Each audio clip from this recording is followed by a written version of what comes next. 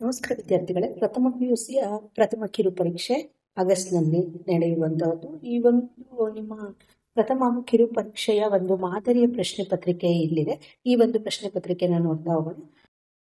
ಒಂದು ಅಂಕದ ಉತ್ತರಿಸುವಂತಹ ಪ್ರಶ್ನೋತ್ತರಗಳು. ಸಮಾಜಶಾಸ್ತ್ರದ ಸಂಸ್ಥಾಪಕ ಎಂದು ಯಾರನ್ನು ಕರೆಯಲಾಗಿದೆ ಅನ್ನುವಂಥದ್ದು. ಎರಡನೆಯದಾಗಿ MN ಶ್ರೀನಿವಾಸ್ ಪರಿಚಯಿಸಿದ ಯಾವುದಾದರೂ ವಿಶಿಷ್ಟ ಪರಿಕಲ್ಪನೆಯನ್ನ ಬರೆಯಿರಿ ಅಂತ ಇದೆ. ಭಾರತದ ಪ್ರಥಮ ಮಹಿಳಾ ಸಮಾಜಶಾಸ್ತ್ರಜ್ಞ ಯಾರು ಅಂತ ಇದೆ. ಸಮಾಜ ಎಂಬ ಪದ ಹೇಗೆ ಉತ್ಪತ್ತಿಯಾಗಿದೆ, ಸಂಸ್ಥೆಯ ಒಂದು ಉದಾಹರಣೆಯನ್ನ ಕೊಡಿ ಅಂತ ಹೇಳಿದರೆ.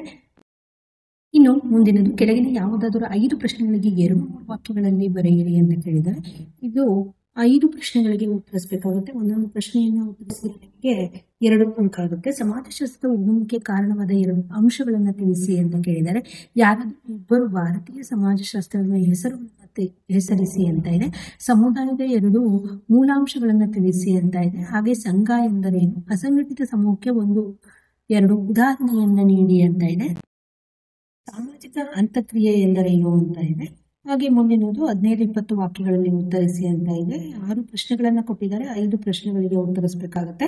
ಒಂದು ಪ್ರಶ್ನೆಯನ್ನ ಉತ್ತರಿಸಿದ್ರೆ ನಿಮಗೆ 5 ಅಂಕಗಳಿರುತ್ತೆ. ಸಮಾಜಶಾಸ್ತ್ರದ ಸ್ವರೂಪದ ಲಕ್ಷಣಗಳನ್ನು ಸಂಕ್ಷಿಪ್ತವಾಗಿ ಬರೆಯಿರಿ ಅಂತ ಕೇಳಿದರೆ, ಭೌತ ಮತ್ತು ಸಮಾಜ ವಿಜ್ಞಾನಗಳ ನಡುವಿನ ವ್ಯತ್ಯಾಸಗಳನ್ನ ಚರ್ಚಿಸಿರಿ. ಹಾಗೆ ಸಮಾಜಶಾಸ್ತ್ರದ ಬೆಳವಣಿಗೆಯಲ್ಲಿ ಆಗಸ್ಟ್ ಪಂಪ್ರವರ ಪಾತ್ರವನ್ನು ಸಂಕ್ಷಿಪ್ತವಾಗಿ ವಿವರಿಸಿ ಅಂತ ಇದೆ.